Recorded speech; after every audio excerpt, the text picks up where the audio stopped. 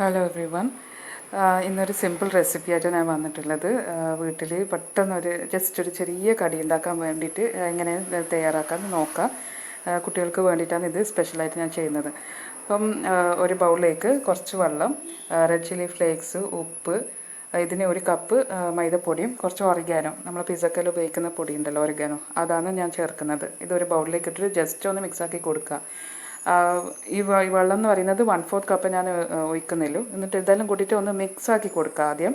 എന്നിട്ട് വേണ്ടുന്ന വെള്ളം ഒരു സിമ്പിളായിട്ടുള്ള ബാറ്റർ, ഞങ്ങൾ പാൻ കേക്ക്സൊക്കെ ചുടുന്നില്ലേ, കുറച്ച് ലിക്വിഡായിട്ട് തന്നെ വേണം, നന്ന കട്ടിയല്ല. അപ്പോൾ എല്ലാം കൂടിയിട്ട് ഏകദേശം ഒരു കപ്പോളം വെള്ളം ഞാൻ എടുത്തിട്ടുണ്ട്.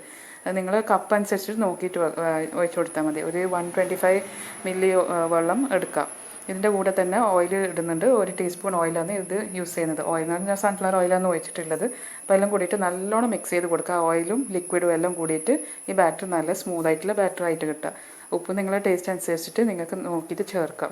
ഒരു ഫ്രൈങ് പാൻ എടുത്തിട്ട്, നോൺ സ്റ്റിക്ക് ഫ്രൈങ് പാൻ, കുറച്ചൊന്ന് നെയ്ത് അവിടെ ഇട്ട് ഇങ്ങനെ ജസ്റ്റ് ലൈറ്റായിട്ട് ബ്രഷ് ചെയ്ത് കൊടുത്താൽ മതി. നന്ന ചൂടായി നിൽക്കണ്ട. നന്ന ചൂടായില്ലെങ്കിൽ ഇത് അങ്ങനെ നല്ല കറക്റ്റായിട്ട് വരില്ല. അപ്പം ജസ്റ്റ് ഒന്ന് ലൈറ്റായിട്ട് ചൂടാവേ വേണ്ട ഫ്രൈങ് പാൻ. എന്നിട്ട് ജസ്റ്റ് ഒന്ന് ചുറ്റി കൊടുക്കുക. ഒരു പാൻ കേക്ക് പോലെ, നമ്മൾ ഈ പറയുന്ന പോലെ ഓട്ടുപുളി എന്നെല്ലാം പറയുന്നില്ലേ, നമ്മുടെ നാട്ടിൽ അങ്ങനെ പറയാം. അപ്പം എല്ലാം അങ്ങനെ ചെയ്യാം. ഓരോ ബാറ്റർ ആക്കിയിട്ട് ഇങ്ങനെ ചുറ്റി കൊടുക്കുക. എന്നിട്ട് ഒരു പാൻ കേക്ക് പോലെ ചെയ്യാം. ഈ ബാറ്റർ കഴിയുന്നവരെ അതങ്ങനെ ചെയ്ത് വെച്ചിട്ട് ഒന്ന് തണിയാൻ വെക്കാം. ചൂടോടെ നമുക്കിത് ചെയ്യാൻ പറ്റില്ല. അപ്പോൾ ഇത് ആദ്യം പാൻ കേക്ക്സ് ആക്കി വെക്കാം. പാൻ കേക്കിനൊരു ഫ്ലേവർ വേണ്ടിയിട്ടാണ് റെഡ് ചില്ലി ഫ്ലേക്സും പിന്നെ ഓറിഗാനോ ഒക്കെ ഇടുന്നത്. അപ്പോൾ ഇതിങ്ങനെ പെട്ടെന്ന് ആവണം. അടിഭാഗം ചെറുങ്ങനെ ഒരു ബ്രൗൺ ആയാൽ മാത്രം മതി.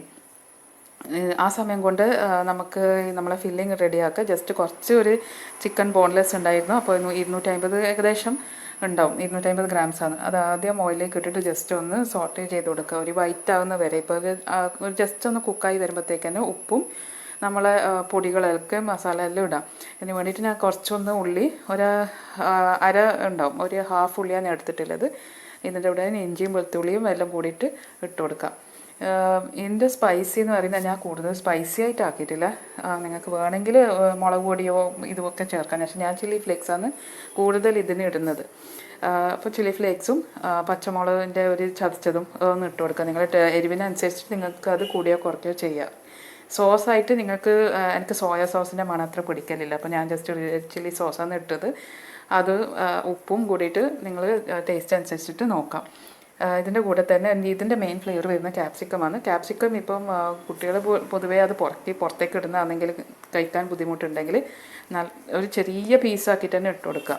അപ്പോൾ അതെല്ലാം കുക്കായി വരുമ്പോഴത്തേക്ക് ക്യാപ്സിക്കം കാണൂല.